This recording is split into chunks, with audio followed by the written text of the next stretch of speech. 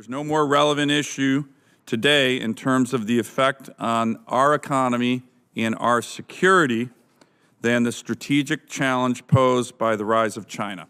It is my hope that this hearing will inform us on some of the challenges to U.S. commerce and our current relationship with China as it relates to China's harmful practices stemming from industrial policy, intellectual property theft, forced technology transfer, cyber espionage, and many other practices. Well, I want to welcome our witnesses, the Honorable Eric Rosenbach, co-director, Belfer Center for Science and International Affairs at Harvard Kennedy School, or as Senator Markey would say, Harvard Kennedy School.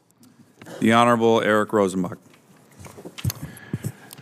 Thank you, Mr. Chairman, Ranking Member. A pleasure to see you, Mr. Chairman, after working with you to get the brigade in Alaska. And Ranking Member Senator Markey, thank you for everything you do for Massachusetts and your recent visit to the Kennedy School. This is the information age, and information is now the world's most consequential and contested geopolitical resource. The world's most profitable businesses have understood for years that data is the new oil. Political operatives and, unfortunately, foreign intelligence operatives as well have shown that data-driven social media is the key to influencing public opinion. Leading researchers in the area of artificial intelligence know that good data, not just algorithms, will allow companies and nations to gain a competitive edge. In the 1990s, America's supremacy in information technologies and the internet seemed unassailable. Unfortunately, as the importance of information as a geopolitical resource has waxed, U.S. dominance has waned. That's why this hearing is so important. China is moving very quickly into the information age with a strategic approach that bolsters their national interests. The United States, on the other hand, seems to be standing by, beholden by large tech companies focused primarily on connecting more people to generate more data to ensure more clicks on advertising links. In the absence of a national strategy to protect Americans' data, promote competitiveness of American firms, and secure our information and technology infrastructure, the U.S. risks ceding its leadership role in the information age. As you've heard over the past decade, China's pursued a national strategy to challenge U.S. global leadership in the information age. There are two things in particular that I'd like to hit on. First, one of the best-known Chinese national champions is Huawei, now the largest telecom producer in the world. The significant resources that Huawei derives from the backing of the Chinese government puts American and European telecom firms at a clear disadvantage. And this comes in particular when it comes to developing and deploying some of the technology necessary for the next generation of broadband networks. Clearly, allowing Huawei equipment into the U.S. 5G backbone would be a grave national security concern. The Chinese government has also devoted significant military intelligence capabilities to stealing the data and intellectual property needed to fulfill the ambitious goals established by President Xi's China Made in 2025 plan. The PLA was responsible for the hacks and theft of hundreds of millions of Americans' data from the Office of Personnel Management, Marriott, Anthem Health, and Equifax. Although the PLA undoubtedly used this information for intelligence purposes, it's also highly likely that this high-quality data has been used to help the government-sponsored development of Chinese AI capabilities. The committee is well-versed in this issue, but I'd be happy to discuss more about my experience based on in the Pentagon negotiating with the Chinese on issues of intellectual property theft. So that leads us to what should we do? Clearly, many of China's actions are unfair in a modern global economy. But the United States, and Congress in particular, also need to internalize an important point. This is not about China. This is about America. This is not a partisan issue. We control our own destiny, and we can outcompete any nation in the world if we unite and focus on a few key areas of policy and law. Here are some that I recommend. First, we need to promote the competitiveness of American firms, and the most important place to start is by passing a national data security and privacy law. As you heard, information is and will be the nation's most important strategic resource in the next century. Yet American companies are left to deal with competing and often contradictory requirements. In particular, this impacts early, young, innovative firms trying to figure out how to navigate the information age. We should ensure regulation supports the competitiveness of American firms in critical sectors and broadband 5G in particular. The U.S. government and the FTC in particular should be sure that regulations designed to protect consumers and competition don't inadvertently undermine the competitiveness of American firms and promote the success of national champions like Huawei. The U.S. needs to win the race for talent. The U.S. has excelled by prizing and nurturing openness, creativity, and innovation. Simply put, we will not outcompete the Chinese unless we ensure that more highly skilled workers are able to obtain H-1B visas. We need to continue to limit foreign ownership of key information sectors and provide CFIUS with additional human resources. Congress took the encouraging action of reforming CFIUS, now needs to ensure that CFIUS has the human resources to make this law implementable. Finally, I believe very strongly the U.S. needs to deter actions to steal our national resources by defending America's interests in cyberspace. This starts with publicly attributing attacks that raise the cost to adversaries. This has proven effective in the past. We should continue to do this regularly. Furthermore, we need to develop precise and legal offensive cyber operations that change the current dynamic of America simply sitting back and absorbing the blows of China's actions. Good defenses are important, but defense alone will not mitigate the threat of these attacks. In the interest of time, I'd like to submit the rest of my statement for the record. And without objection. Any of your questions. What steps should the United States take to protect Americans from invasion of privacy that Chinese companies like TikTok are engaging in every single day? Thank you, Senator. To start with, theft of intellectual property is one thing that is horrible, but doing something that would harm kids, is kind of over the top as the father of a preteen who would be involved in that. So I think you need to uphold the rules. And if this firm is not going to follow U.S. law and the privacy protections that are there in place to protect children, they should not be allowed to operate in the U.S., and we should find ways for them to be blocked so that kids can't access that, and the app is not legal here. I want to follow up on the chairman's question, just go to the Huawei issue. I've been working in national security and telecom intelligence for almost 20 years, have followed the Huawei trajectory for the last 10. There's no way I would allow Huawei gear in the U.S. 5G backbone. It's a threat to national security, and clearly they don't even play fair. More importantly, the Chinese use Snowden as an excuse to exclude a lot of American firms from the market to raise some of these data protection boundaries that are not based on real fact or technology and are very protectionist. And if they're going to do that, then I think the reciprocity principle is something that is very important to recognize. We want our firms to be able to compete on a level playing field, and U.S. tech firms will win if they can do that. You, Mr. Rosenbach, were talking about all of the attempts by the PLA, People's Liberation Army, to penetrate key American interests. So could you expand upon that and whether or not you think this is a pathology? What's the smartest way to deal with that underlying pathology so that we're paradoxing them correctly? Yes, sir. So this is something that was directed from the senior-most levels of the Chinese leadership to use national intelligence agencies to steal intellectual property and pass them to state-owned industries. That's something that not only doesn't happen in the U.S., is illegal. The idea that NSA would pass secrets to Intel or Google or Microsoft, is absurd. That's not fair. Not only that, they're using that data, from my assessment, to build a new platform for AI. Data matters a lot, and that's the reason you would steal these large troves of data that's clean and organized and help you further develop the algorithms in machine learning. So it's not only a cost in the way people expect in IP. Down the road, I believe it's even more important and will have a bigger impact. And when Huawei says, and we're not connected to the government at all, we're just a private sector. Sir, I give just us don't believe that. a brief comment on that? I don't believe it. And in some ways, there will always be a nexus between telecom companies in the U.S. and the government, but it's not the same. There's not the same type of relationship. And if you look at the trajectory of some countries that made the mistake of putting Huawei gear in their backbone, like the UK and Australia, they're now in the very difficult situation of ripping it out. I don't think the U.S. wants that. We're already a little behind on 5G. Doing something like that would put us even further behind. Thank you. Thank you, Mr. Chairman. Senator Fisher.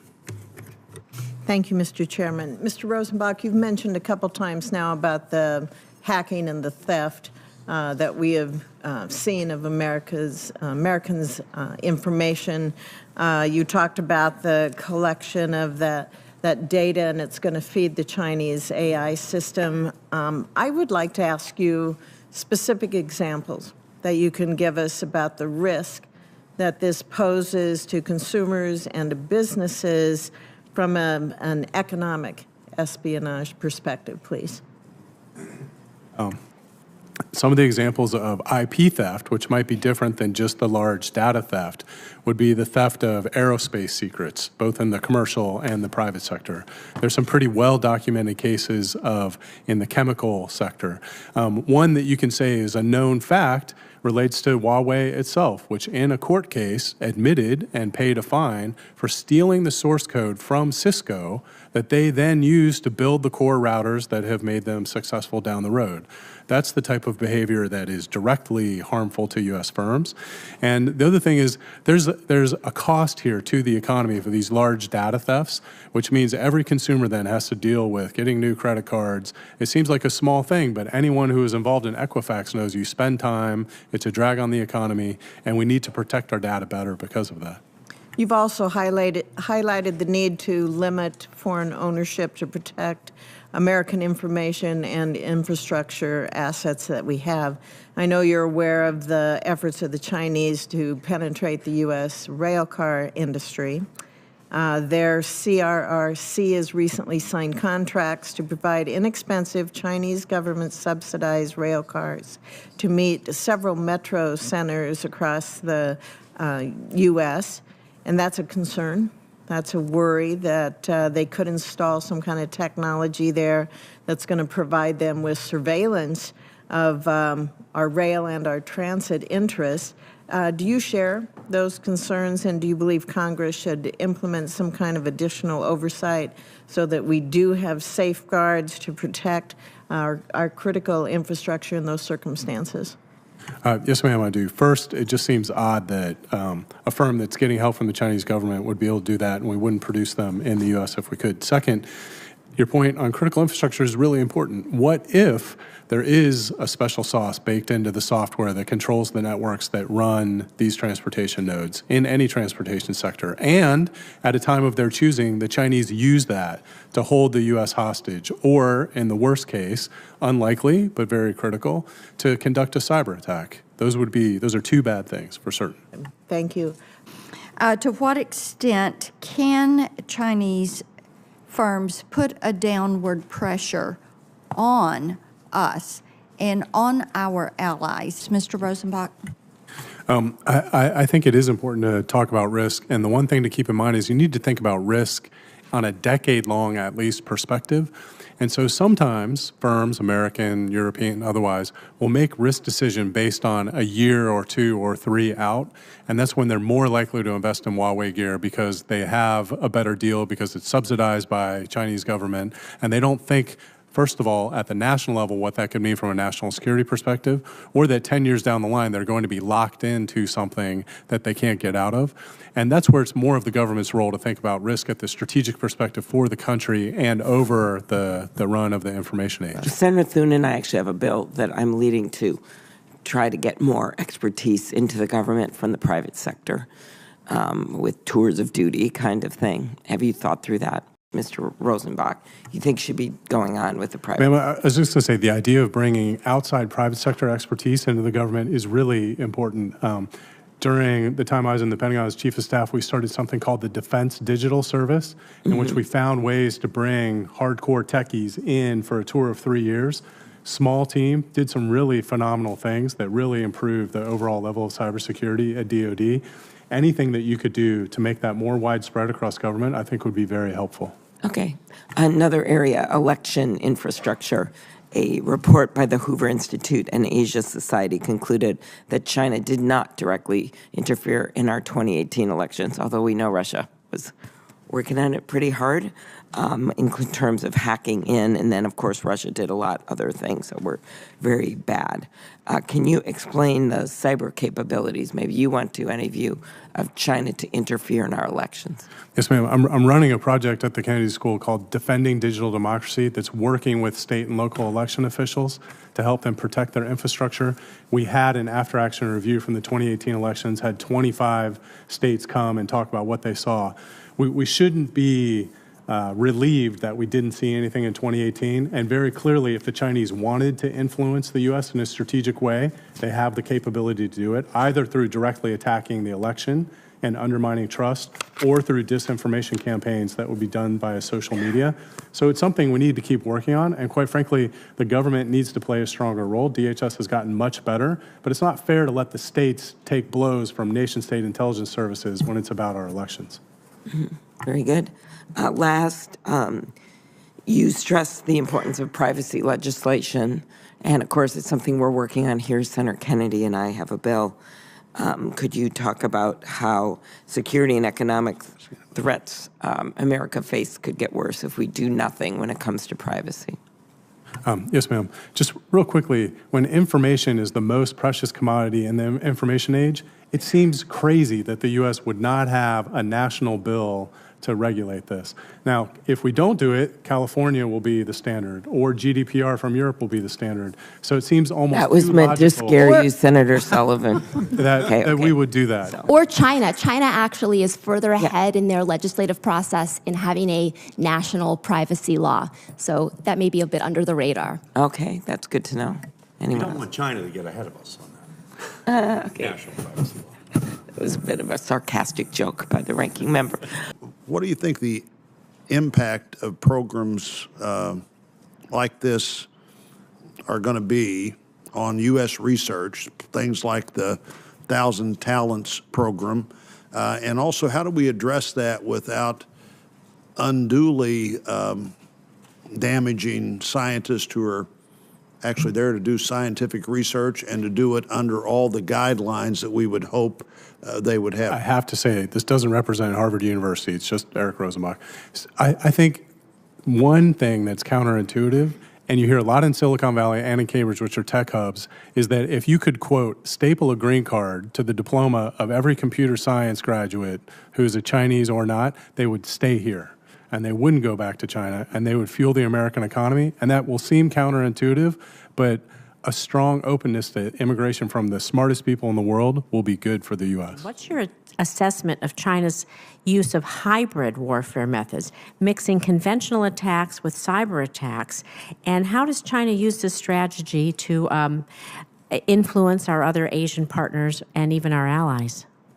Anyone who'd like. Thank you, Senator, very much. And you know, you might want to check out sometime the cyber flag exercise at Nellis Air Force Base. You can go watch them fight a cyber war. It's super interesting. On your question, which is really smart, the Chinese, just like the Russians, have started to use cyber as part of hybrid warfare, primarily in Southeast Asia and they're near abroad. So when they're trying to advance their interests in the South China Sea, they'll use cyber, information ops, debt book diplomacy, and other means of coercion to have the Vietnamese back down, the Philippines, even trying on the Australians. I have a colleague who wrote a great report on this. If you want, I'd love to have that. Thank you. Yes, And anyone else want to respond to this? And so what do you think, in your estimation, knowing that they're doing this, how can we, I guess, give the counterpunch, or maybe not the counter, but not be reactive? How do you think we can best be proactive in this cyber warfare? Yes, ma'am. In my experience, which is based primarily on all of the interactions I had with the Chinese and the PLA when we were negotiating these things, the Department of State and Defense, it was very clear that unless you give forceful action to the Chinese and you demonstrate that they'll continue to take as much space as they can to advance their interests. So that means you need to attribute things publicly when they do nefarious activities. You need to push back. In the Obama administration, quite frankly, we were very often too passive up until the end, and that sent the message to the Chinese that they could do aggressive things, both in cyberspace. So we need to take more aggressive approach with Yes, ma'am, China. we do. I want to keep on this a little bit and move it out to commercial investments. Of course, they have ports across South Asia, Africa, the Middle East. What do you think the advantage that these ports provide China in a conflict with us? And to what extent do you think the projects that China provides, they have leverage over these countries? Yeah, I guess that's for me. Again, in a time of conflict, and the Chinese buying key ports in Africa, even in the case of Australia, that's very significant for the U.S. military because the logistics chain is so important to the way in which you would fight a war. And, you know, we hope that would never, ever happen with China. But if it did, that would be a very logistics, transportation heavy type conflict. And if the Chinese controlled ports where we need to have access and move things, that would be a big problem for the Department of Defense. And they can control them, not physically, but cyberly, if Could cyberly is be a word. cyber, or it could be through investment. They're doing both, I think. As well. My question to you is, should we do cybersecurity simultaneously with privacy? Are they inextricably linked? And if we're going to have a comprehensive policy, should we do both at the same time so that there is a new predictable environment, not just here, but internationally as people are looking at our country? Yes, sir. Senator Markey, I know the committee has had several hearings on this, and I think it's outstanding because it's probably the most important piece of legislation you could pass when it comes to cybersecurity and, dare I say, competitiveness in the information age. If it's about information, and right now the U.S. has a patchwork of laws, mostly driven by the states for this, that introduces a lot of litigation risk to firms trying to figure out what they should do, and it inhibits innovation. So both from a national security perspective, and my opinion, an economic perspective, having a national law that's both about data protection and privacy and cybersecurity would be a good for both of those areas. So what are the expectations that we have, you know, for our corporate side, but also from our governmental side in terms of the safeguards that they are going to build in? Because this is a daily attempt to break through the more limited safeguards which were put on the books thus far, and it's only going to intensify as the years go by. Mr. Rosenbach. Yes, sir. I was just going to say, you brought up the example of Israel, and the model there is you use cybersecurity, encryption, data protection as a center of gravity to build new areas of the economy that could drive the U.S. forward. So both be great for the country from a national security perspective, but great from an economic perspective in the information age. Can any of you speak to this issue of corruption, official Chinese corruption, with regard to global deals and how you think we should be trying to address that as well? You want to start, Mr. Rosenbach? You know, honestly, Senator, I don't have any factual data on that. I only know what we would hear often or see in intelligence about Chinese officials offering things on the side for deals, in particular connected to telecom deals in Africa. But do you think that that's something, again, us as a country and our allies should be working on together so we essentially say to the Chinese, this is unacceptable. Yes, sir, not of course. acceptable. Right. It's unfair for an American firm to have to do all the due diligence that goes into upholding the Foreign Corrupt Practices Act, which is expensive just from a legal perspective, and to know that people aren't playing by those same rules and could be sliding money across the table to win a deal when they don't even have the best technology or the best services. So what federal investments do you think we can best make right now so we can be proactive against these threats? I was going to just say one thing real quick. You know, I teach, and students are always looking for a way to get into government and serve. And so something that would be like an ROTC program for undergrads or maybe grads, where they then go into government, serve in cybersecurity. Like a reserve They could program. then go into the private sector. Like a cyber reserve, like we have the Army military Reserve. doing that in Yeah. the U.S., in Israel. Something like that I think could be effective. I think that's a great idea. Thank you so much. Huawei doesn't simply hand over the equipment. It provides software update and often directly manages the network. All of these services create ongoing potential vulnerabilities. And they're not just vulnerabilities that serve the company, but they serve a potential adversary in terms of national security, as you have correctly characterized it. So I welcome any other views on this topic. I know we're over time, so y'all tell me if I need to be quiet. But I would say, Senator, this is really important to look at. The example you had of looking at the source code is an example in which just that day you would be able to say, this looks clean. Because they'll do a software upgrade. They will have remote access. Those the gear with Huawei core routers is configured so that you can have remote access. In the case of the UK, this was about 5 years ago, they set up a center that reviewed all of the gear, looked at it, put it into their network. Today, because both of shoddy engineering and concerns about security, they're ripping it all out of their network. So you just need to keep in mind, a glimpse and a snapshot on one day does not mean that there's not special sauce baked in there down the road. Well, I think that point is extremely important, and you put it better than I did. What should we be doing at the federal level in order to protect our military secrets from Chinese hackers?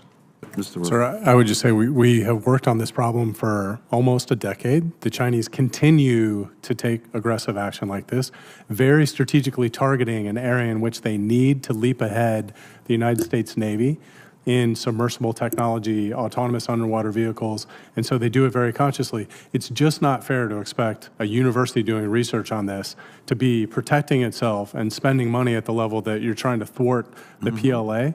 And so you need to think about ways that maybe even the government or another defense contractor is bringing cybersecurity solutions, because otherwise that investment is flowing out the door.